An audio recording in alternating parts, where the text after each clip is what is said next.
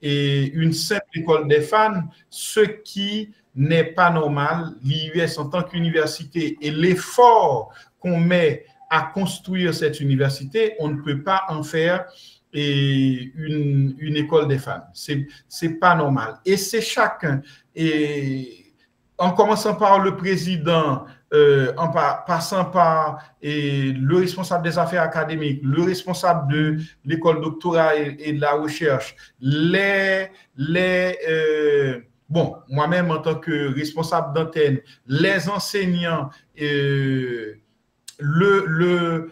secrétaires pédagogiques, en fait, tout le monde, eh bien, on porte l'université. Bon, je cite les étudiants également parce que les étudiants, ils portent dans leur âme et l'université. Donc, on ne peut pas faire au petit bonheur, je regrette. Et bien, quand il faut taper, on va taper, on ne sera pas méchant. D'ailleurs, on n'a jamais été méchant, on ne sera jamais méchant, mais on va faire ce qu'il faut faire et c'est le mieux pour vous. C'est le mieux pour vous quand vous avez des dirigeants qui font ce qu'ils doivent faire. Ça va donner véritablement de la force à ce papier que vous avez en main et à ce diplôme que vous allez avoir en main. Parce que c'est une université, une université rigide, une université, d'ailleurs, on fait des séances publiques. C'est pas des séances qu'on fait dans une salle en cachette. Non, on fait des séances publiques. Donc, c'est normal que l'on fasse ressortir les grandes faiblesses. J'aimerais que tout un chacun me comprenne. Voilà. Merci beaucoup et bonjour Erlina. Et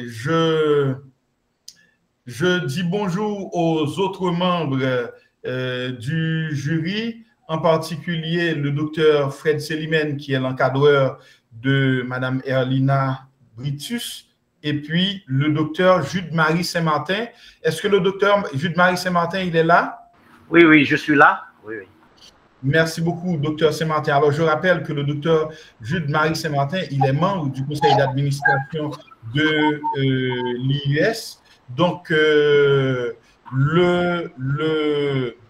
jury est composé de moi-même, Fednel Zidor, comme président, de Jude-Marie Saint-Martin et le docteur Jude-Marie Saint-Martin comme rapporteur et le docteur Fred Selimène comme encadreur. Donc, rapidement, je cède la parole à Erlina Britus qui va nous résumer son travail dont le titre est « Analyse des impacts de la politique monétaire sur la croissance économique en Haïti de 2020 à 2022 ».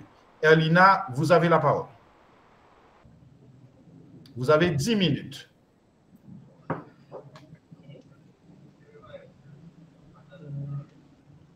Monsieur Fednel Zidor, membre du jury, Monsieur le rapporteur, Dr Jude-Marie Saint-Martin, et Monsieur l'encadreur, Dr Fred Selimène, Mesdames, Messieurs, bonsoir. Je suis Erlina Britus et je suis là pour vous présenter mon travail de recherche pour le grade de licencié en économie à la faculté FDEC. En dépit des diverses politiques monétaires mises en œuvre par la BRH depuis plusieurs décennies, afin de stabiliser l'économie et réguler la liquidité,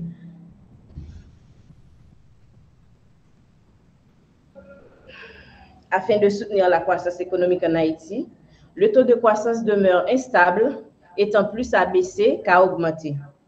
Alors, il convient de questionner la politique monétaire et évaluer ses impacts sur la croissance économique. D'où la formulation de notre sujet, analyse des impacts de la politique monétaire sur la croissance économique pour la période de 2000 à 2020.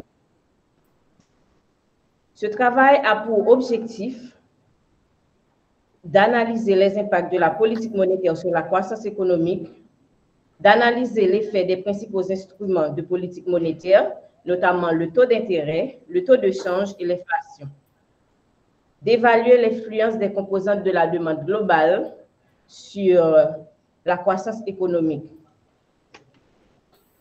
Pour réaliser ce travail, deux hypothèses ont été élaborées, ont été formulées. La première, c'est la politique monétaire est enclavée par les crises socio-économiques et impacte négativement la croissance économique. La deuxième, c'est les composantes de la demande globale sont source de croissance économique, sont source de croissance dans l'économie en dépit des crises. Pour réaliser ce travail et atteindre les objectifs fixés, une méthodologie a été adoptée. Dans cette méthodologie, on retrouve deux modèles économétriques, dont l'une prend en compte les instruments de la politique monétaire et l'autre analyse et évalue l'influence des composantes de la demande globale sur le PIB. Ces analyses ont été effectuées à travers le logiciel eViews. Après analyse, les résultats de l'évaluation du modèle 1 ont confirmé l'hypothèse 1 selon laquelle les crises socio-politiques et économiques impactent négativement la croissance, ce qui revient à dire que les instruments de transmission n'ont aucun effet significatif sur la croissance économique. Les résultats du modèle 2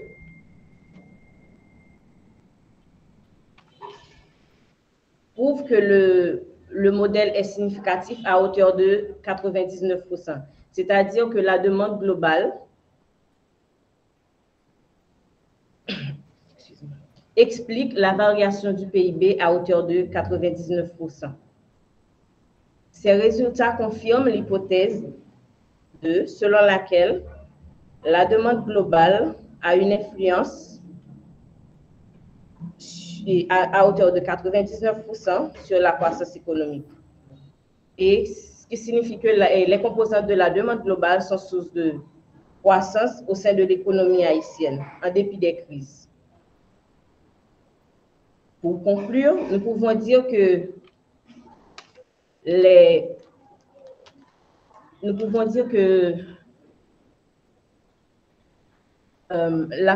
crises socio-économiques d'Haïti sont évidemment à mettre en rapport avec son histoire politique particulièrement instable, qui explique en grande partie son apparente incapacité à profiter de son potentiel de développement que des moyens financiers qui lui ont été fournis à travers des aides et diverses aides internationales.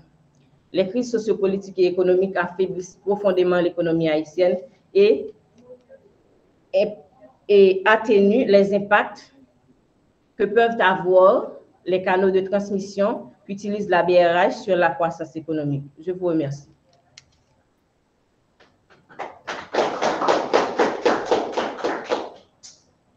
Merci, Erlina.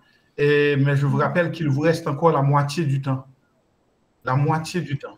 Donc, vous n'avez pas utilisé tout le temps qui vous a été accordé, alors qu'on vous dit toujours, au moins, mettez au moins 3 à 4 minutes pour présenter les résultats, etc. Donc voilà, merci beaucoup. Et je passe la parole très rapidement au professeur Jude-Marie Saint-Martin, le docteur Jude-Marie Saint-Martin, qui va apprécier votre travail. Oui, merci, Monsieur Zidore. Donc, je tiens donc à saluer donc mes collègues professeurs, Monsieur Fenel Zidore et le docteur Fred Selimène, et également Erlina Britus, donc qui a travaillé donc sur le sujet l'analyse des impacts de la politique monétaire sur la croissance économique en Haïti de 2000 à 2022. Donc, normalement, je vais commencer par des critiques, mais j'espère que ce sont des critiques constructives qui visent normalement à améliorer donc, le travail. Tout d'abord, dans les propos de remerciement, je vois que vous avez fini des phrases avec des points-virgules au lieu de points. Donc, il faudrait corriger ça parce que normalement, une phrase se termine avec des points. Également, dans le titre de votre travail, et le travail se situe entre 2000 à 2022 dans la page de couverture, tandis que dans le résumé, je vois que ça se situe entre 2000 à 2020. Donc, il faudrait donc apporter une certaine correction. Et ensuite, dans le résumé également, vous avez avancé que les variables monétaires sont statistiquement non significatifs sur la croissance économique. Est-ce que ce ne sont pas les variables de la politique monétaire de préférence, ou du moins les instruments de la politique monétaire? Donc, il faut apporter donc, certaines corrections. Ensuite, votre étude n'a pas de problème de recherche. Ou du moins, vous n'avez pas bien formulé votre problème de recherche. Vous avez précisé que, par exemple, la littérature consultée a montré que la politique monétaire n'a aucune influence significative sur la croissance économique. Et vous avez choisi, à mon avis, de faire le même travail. Tandis que la littérature donc, que vous avez consultée a déjà démontré que donc, la variable de la politique monétaire n'a aucune influence donc, sur la croissance. Sauf que vous voulez également démontrer dans votre travail, l'impact positif des composantes de la demande globale sur la croissance économique. Donc, surtout les 4 composantes du PIB. Consommation, investissement, dépenses publiques, donc balance commerciale. Donc, je vais vous poser une question donc, en dernier lieu. Est-ce que normalement, votre deuxième hypothèse, ou du moins votre deuxième modèle, n'est pas une sorte de tautologie? Donc, je vais essayer donc, de revenir. Je pense qu'il y a une incohérence également dans votre introduction. Par exemple, dans la phrase, cette étude se limite à une analyse des impacts de la politique monétaire sur la croissance économique de 2000 à 2022.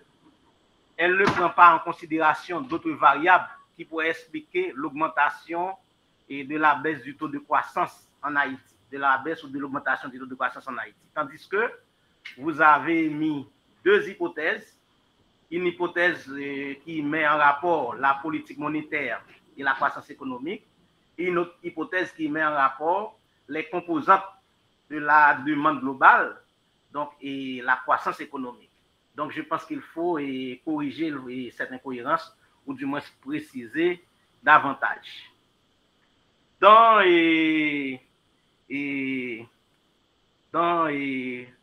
Vous n'avez pas besoin de nous dire, lorsque vous annoncez les composantes du travail, que les chapitres sont divisés en sections et en paragraphes. Donc, un mémoire, donc, on n'a pas besoin de savoir que votre travail, vos chapitres sont divisés en sections et en paragraphes.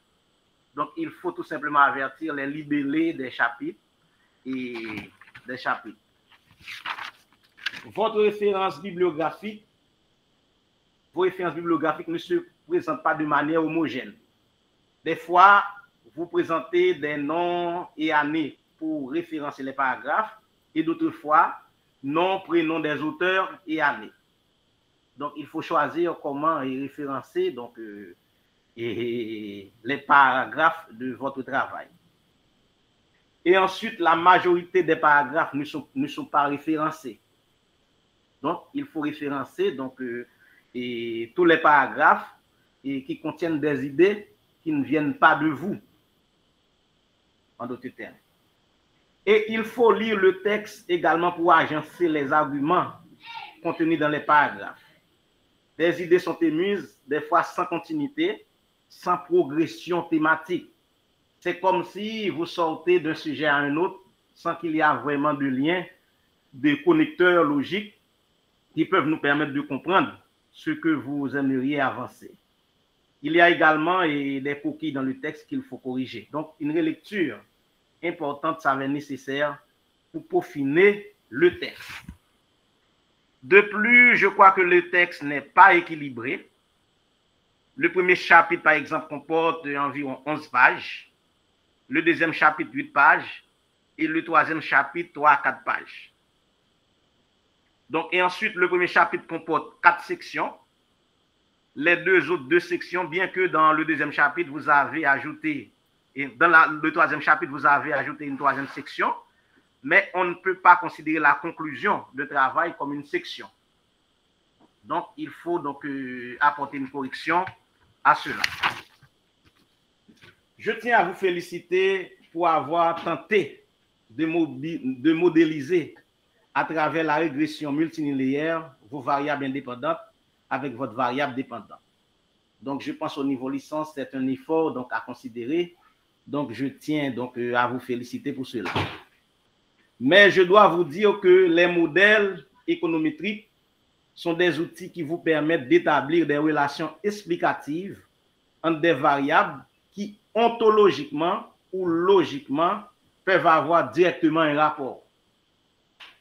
Sur ce, je me questionne, est-ce que la variable indépendante, les instruments de la politique monétaire, a un rapport direct dans le cadre de ce travail avec la croissance économique?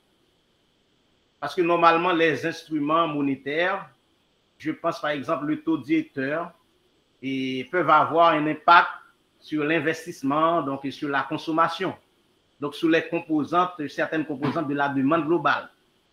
Est-ce qu'il faudrait mettre en rapport normalement les instruments monétaires directement avec la croissance économique prise globalement? Ou du moins, est-ce que ce rapport ne devrait pas être avec les composantes de la demande globale qui équivaut donc au PIB, donc à la croissance économique? Je vais arriver.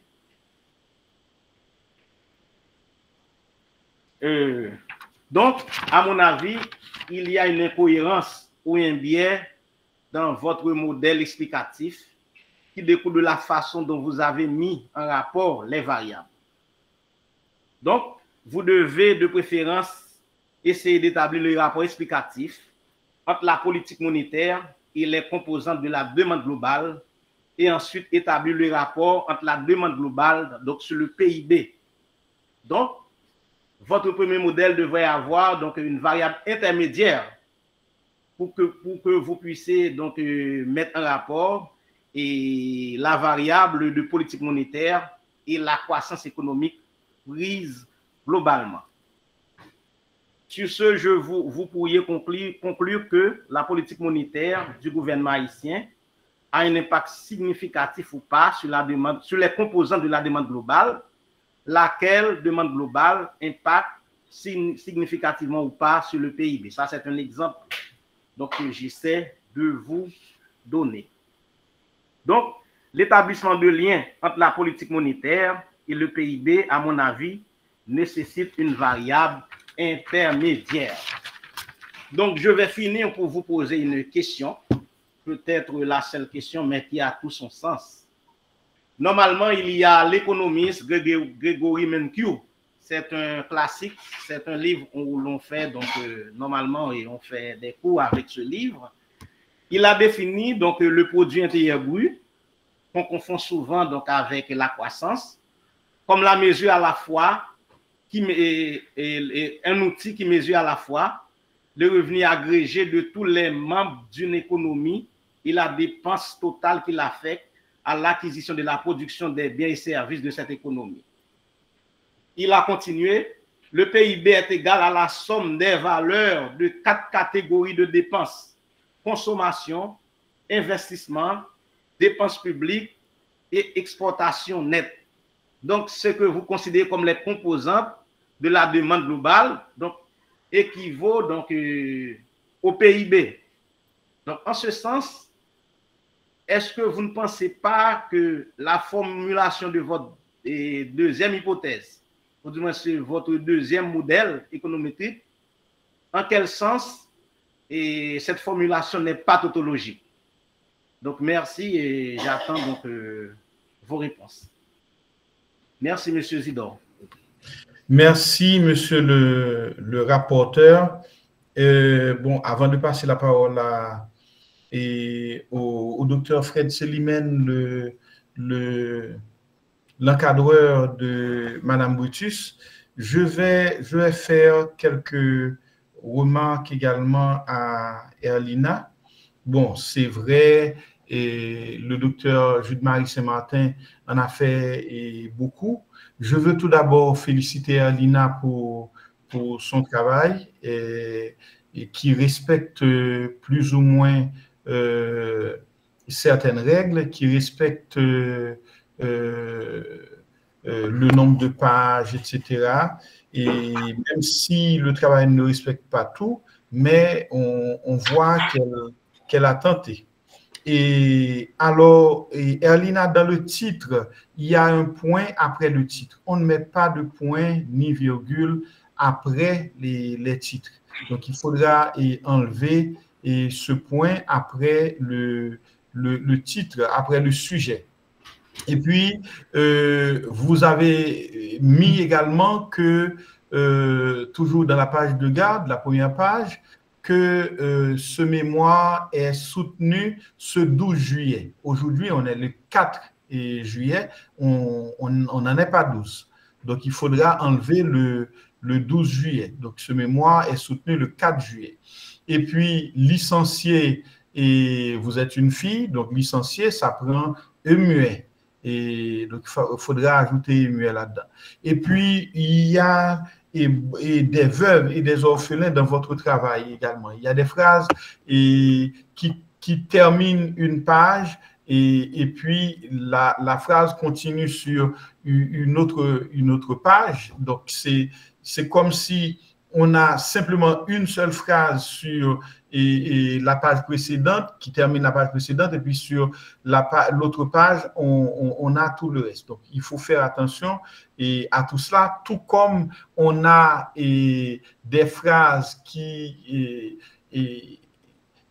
commencent une page, mais qui terminent un paragraphe. Donc, il faudra regarder tout cela. Bon, le docteur Jude-Marie Saint-Martin a parlé de la question de l'équilibre et Erlina, quand on regarde surtout votre bibliographie, eh bien, on va voir tout simplement qu'il y a un problème important dans le alors pas la bibliographie, la table des matières. On va voir qu'il y a un problème important dans le respect du canevas. Et parce que, comme le docteur Saint-Martin a dit, il y a des chapitres qui comportent 2 sections et d'autres 5. Il y a des sections qui comportent 3 paragraphes, d'autres 5, etc. Et par exemple, dans le premier chapitre, et la section 3, eh bien, il n'y a aucun paragraphe. Il n'y a aucun paragraphe. Pourtant, dans la section 2, il y en a 5. Donc, il y a un vrai problème d'équilibre là-dedans. Donc, ce qui déséquilibre également les chapitres l'un par rapport à l'autre. Et puis, comme a dit le docteur Saint-Martin, pour la conclusion, vous écrivez section 3 et conclusion générale. C'est section 3, conclusion générale. Donc, comment une conclusion peut être une section? C'est du tout pas normal. Donc, il y a vraiment des problèmes à résoudre. Et puis, le chapitre 3 n'a pas de titre. Il n'y a pas de titre pour le chapitre 3, donc il faudra travailler sur tout cela et bien d'autres. Voilà, et c'était là plus ou moins mes remarques. Donc, je passe la parole maintenant au docteur Fred Selimène. Oui, merci, Monsieur le Président. Merci, je salue le collègue, le docteur Jude-Marie Saint-Martin. Je salue Erlina. Merci sur son exposé que je trouve elle a fait l'économie d'expression Je ne sais pas si c'est le stress ou la timidité excessive, mais je pense que Alina... Oui, le son ne sont pas très bien. Oui, oui. Ah bon? Et là, vous m'entendez bien là? Oui, oui, oui. Il y a une amélioration. Oui, oui. Une amélioration là? Oui, okay. Oui. Et donc, merci Jules. Alors, donc, je dis à Erlina, il est dommage qu'elle n'ait pas utilisé complètement son temps pour déjà anticiper les imperfections dont on a déjà parlé, elle et moi. Donc, étant pris par le temps, c'est toute la difficulté des étudiants qui s'endorment d'octobre à mai, et puis quand en mai, on se rend compte qu'on peut échouer l'année, on se met à se soulever en mai. Mais on n'a pas, il y a tellement de choses à corriger, si bien qu'on laisse toujours sur la quantité, on laisse toujours d'autres fautes passer, notamment sur le problème de l'équilibre, où j'avais déjà annoncé à plusieurs reprises, et si bien que les délais arrivent, il faut faire un choix. Et donc, mais ça ne change rien pour nous à l'IS. Pourquoi? Parce qu'on ne délivre pas le parchemin, la licence, tant que l'on n'a pas réglé ces problèmes de propreté du travail. Il faut le régler. Il y a des normes, il y a des règles, il y a un canevas. On ne peut pas avoir une section, comme je l'ai dit avant Fred Nelzidor, on ne peut pas avoir une section sans paragraphe et puis une section ayant 2 ou 3 ou 4. Mais ça ne tient pas. Donc il faut corriger ces formes-là. Bon, sur le problème, sur le fond, je crois que Jules-Marie a fait des remarques pertinentes et je compte sur Erlina pour répondre aux questions qui ont été posées par le docteur Jules-Marie Saint-Martin. Donc voilà un peu ce que je peux dire pour l'instant, Monsieur le Président. Merci, professeur Célimène. Je passe la parole maintenant à Erlina pour répondre aux questions du rapporteur, le docteur Jules-Marie Saint-Martin. Bon, ça peut arriver qu'il y ait d'autres questions à venir, mais là maintenant, je vous cède la parole pour pouvoir répondre aux différentes questions posées par le docteur Jules-Marie Saint-Martin. Et puis aux différentes remarques également, si vous avez des réponses à apporter, si vous en avez. Merci, M. Isidore. J'aimerais demander au docteur Jules-Marie Saint-Martin de reprendre la question. Oui, oui. Ma préoccupation, et c'est concernant...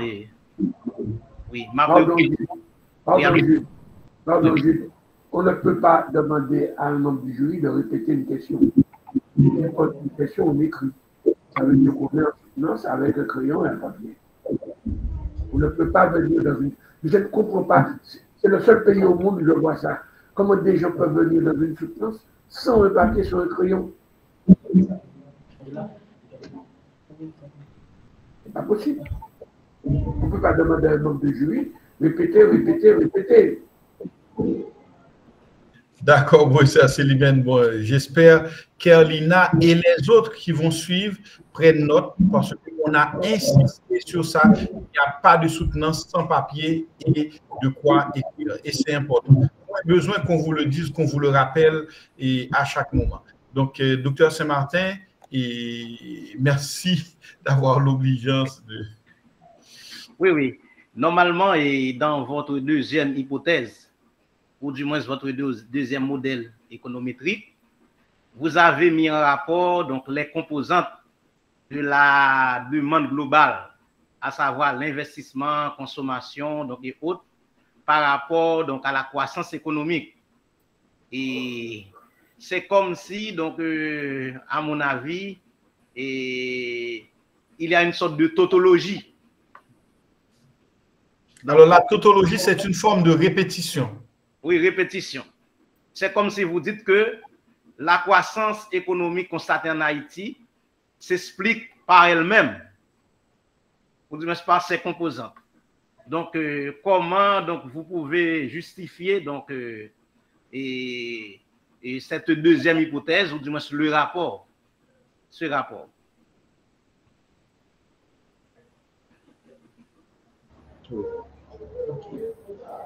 Merci, Dr. Jude Saint-Martin, pour cette question. Comme vous l'avez mentionné tout à l'heure dans vos remarques, il faudrait y avoir une variable intermédiaire qui est la masse monétaire pour expliquer les impacts des instruments de transmission de la politique monétaire sur la croissance économique. Étant donné qu'on n'a pas pris en compte la variable intermédiaire qui est la croissance économique, donc on a tenté d'expliquer la croissance économique par les instruments de politique monétaire. Et non, normalement, la variable intermédiaire ne peut pas être la croissance économique. Et les variables intermédiaires peuvent être les composantes de la croissance économique, par exemple l'investissement, la consommation. Par exemple, le taux directeur, le taux de change, le taux d'inflation peut avoir donc un effet direct donc, sur l'investissement, donc la consommation. Donc, je crois que c'est normal si vous mettiez en rapport directement et les instruments et de la politique monétaire avec la croissance, et il y a un biais, et surtout concernant la réalité haïtienne, où surtout donc il n'y a pas vraiment de changement en termes de politique donc monétaire au cours de ces 20 dernières années. Donc je pense, et ensuite, est-ce que le modèle économétrique et pour établir le rapport entre votre deuxième variable indépendante, les composantes de la dépense globale et la croissance économique, est-ce que c'est l'outil le mieux approprié? Ou du moins, si vous avez constaté, par exemple, une croissance économique au cours de ces 20 dernières années, vous pouvez, à mon avis, donc chercher à comprendre lequel des 4 composantes qui explique cette croissance. Donc, lequel de ces 4 composantes et laquelle de ces 4 composantes qui est beaucoup plus, donc, qui a un impact beaucoup plus significatif dans cette croissance constatée. Mais le PIB, normalement, comporte 4 composantes, c'est l'investissement, vous savez ça déjà comme étudiant en économie, la consommation, donc il y a donc l'excédent donc commercial et autres. Donc, c'est comme si vous dites que c'est la croissance constatée, c'est elle qui explique et qui s'explique elle-même, surtout à travers ses composantes. Donc, c'est évident d'une certaine façon. Donc, je pense qu'il faut réfléchir pour voir est-ce qu'il n'y a pas d'autres outils beaucoup mieux adaptés donc, pour établir le rapport que vous aimeriez établir. Ou disons, est-ce qu'il n'y a pas d'autres facteurs qui est à la base de la croissance, s'il y en a de la croissance constatée au cours de ces 20 dernières années? D'accord, merci beaucoup, Dr. Jude Saint-Martin, pour les remarques. Mais je tiens à ajouter... Oui, vous pouvez. Selon l'analyse que j'ai effectuée, alors à travers le modèle économique, que la variable qui a eu le plus-value,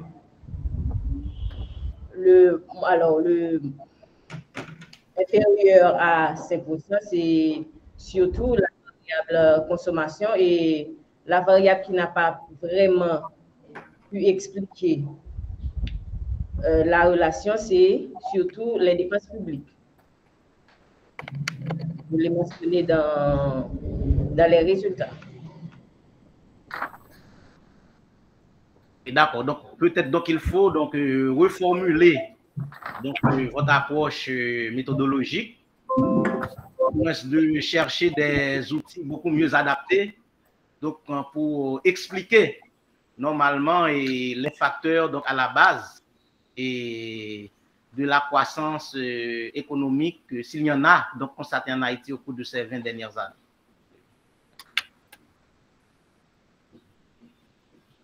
Bien, merci, docteur et Jude Marie Saint-Martin. Alors, et Président, on est quand même dans le temps jusqu'à présent. Il est 5h37, on est plus ou moins dans le temps.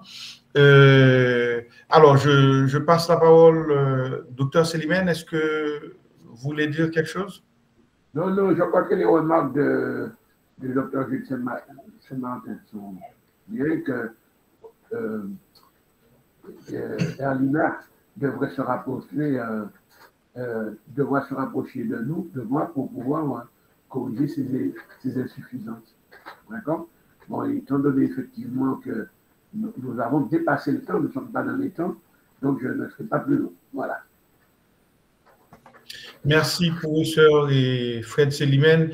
Et alors, j'aimerais dire à Erlina que les enregistrements seront là pour vous permettre de tout noter. Donc, il faudra travailler sur retravailler un petit peu le texte par rapport aux différentes recommandations, par rapport aux différentes remarques faites par les uns et les autres. Et bien évidemment, le professeur Célimène sera là pour vous accompagner dans ce travail tout en étant votre encadreur.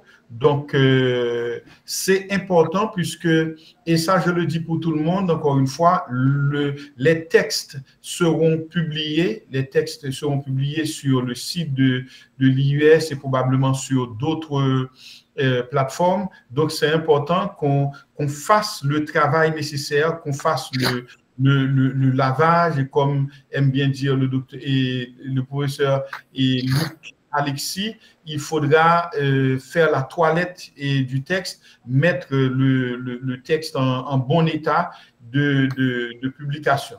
Et ça va faire votre valeur, ça va faire également et la valeur de votre université, la valeur de l'IUS. Et docteur Saint-Martin, vous n'avez pas quelque chose à dire pour terminer?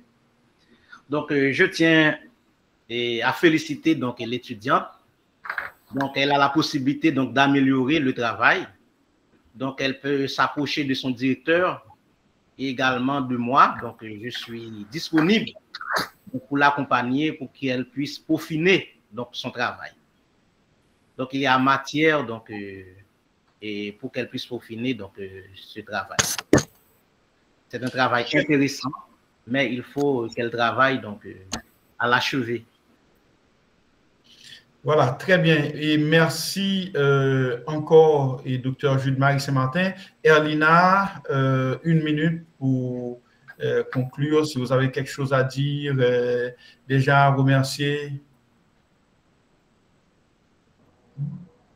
D'accord, merci. Je tiens à remercier mon encadreur, docteur Fred Célimène, qui a su me réveiller, je dirais, qui a su me booster afin de ne pas rater mon année. Et tous ceux et celles qui sont venus m'accompagner aujourd'hui, je tiens à remercier aussi ceux qui m'ont fourni le soutien nécessaire pour ce travail. Merci. Très bien, et merci Erlina et félicitations pour votre travail. Et merci professeur Célimène qui a encadré le travail de Erlina. Je dis un grand merci au rapporteur, le docteur Jude Marie Saint-Martin. Voilà ce qui met fin à mon travail pour aujourd'hui. Je remercie tout le monde et je remets la parole au prochain président de jury.